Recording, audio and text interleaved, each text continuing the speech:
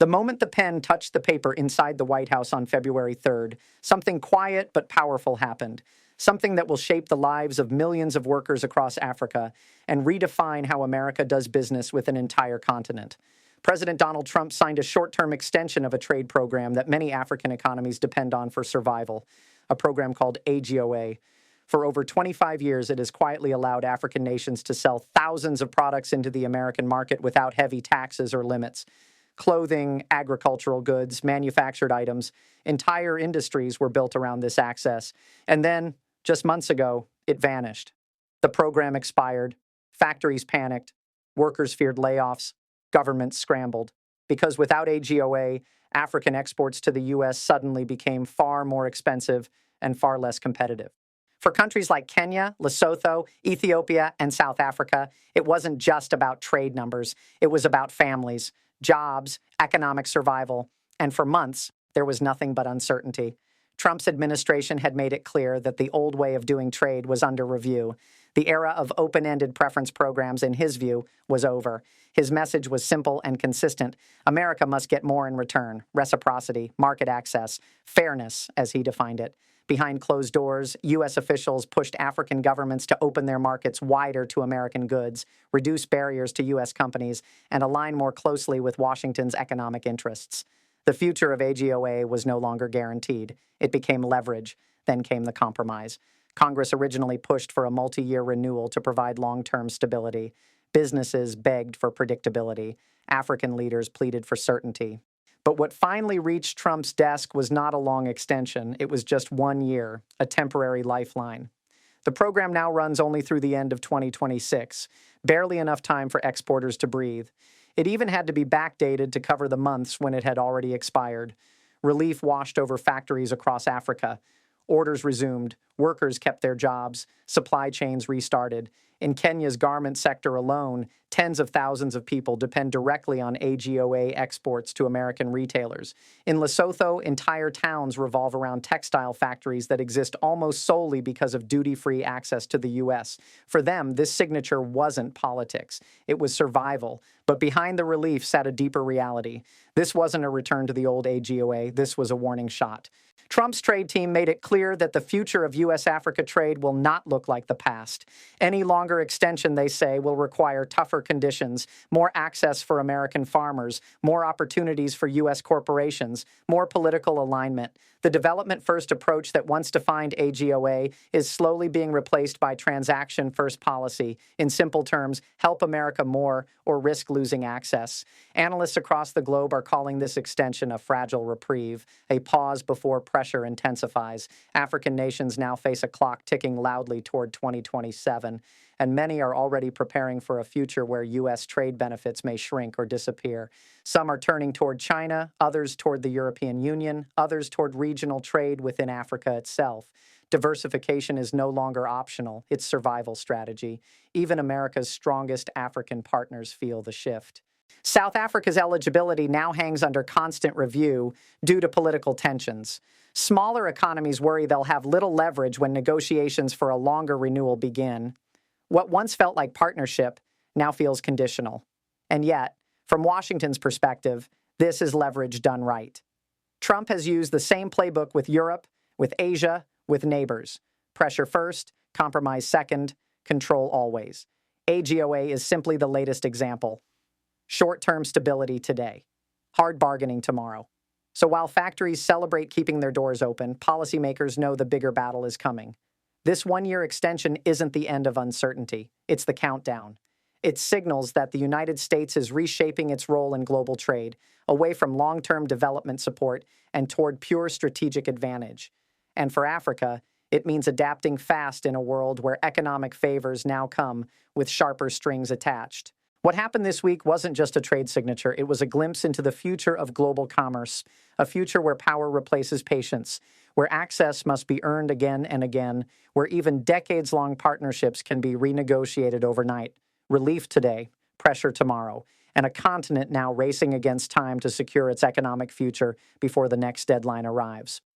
The moment that single signature brought relief across African factories, another reality quietly began unfolding behind closed doors, a reality far heavier than the celebration on the surface. because while exporters restarted shipments, Washington was already preparing the next phase. This was never meant to be a rescue. It was meant to be a reset. Inside Trump's trade circle, AGOA is no longer viewed as a development gift. It's now seen as bargaining power, a tool to force faster economic openings across African markets that have historically protected local industries from foreign dominance. For years, American companies complained about import restrictions, licensing hurdles, government favoritism toward domestic firms, and slow regulatory systems across the continent. Under the old AGOA framework, those concerns were secondary. Now they're central. U.S. officials are openly signaling that any future extension will come with stricter performance reviews, faster compliance demands, and measurable benefits flowing back to American exporters. No reforms, no access. That message is already reshaping diplomatic conversations. African trade ministers who once focused on job creation are now being pushed into negotiations about intellectual property rights, agricultural quotas, digital commerce rules, and foreign investment protections.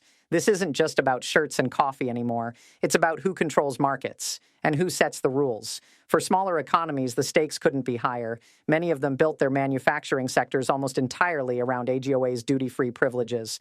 Without it, they can't compete with Asian producers on price. Their factories would close within months. That dependence now gives Washington enormous leverage, and Trump knows it. Behind the scenes, advisors describe AGOA's future as something closer to a contract than a partnership, where benefits flow only as long as strategic alignment continues. Human rights, governance standards, and political cooperation are expected to play larger roles too. Eligibility will no longer be assumed. It will be earned, continuously. That creates a climate of permanent uncertainty. Investors hate uncertainty. Factories hesitate to expand. Banks hesitate to lend. Workers hesitate to spend. Even with the one-year extension in place, the economic ripple effects of doubt continue.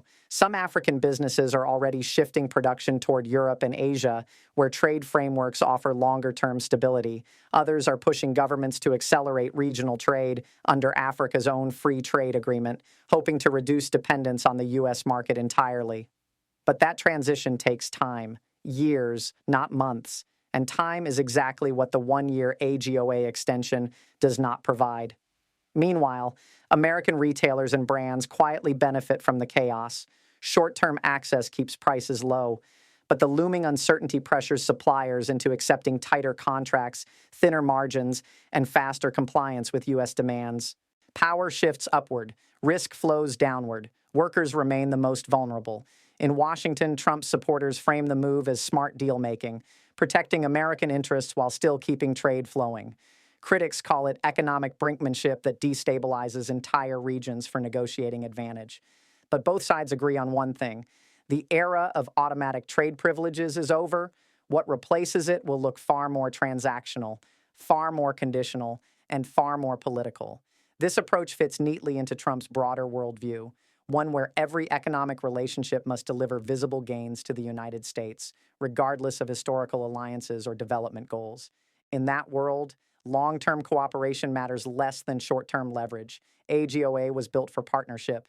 Its new version is being rebuilt for pressure. So while the headlines speak of relief, stability, and renewed access, the deeper story is about control.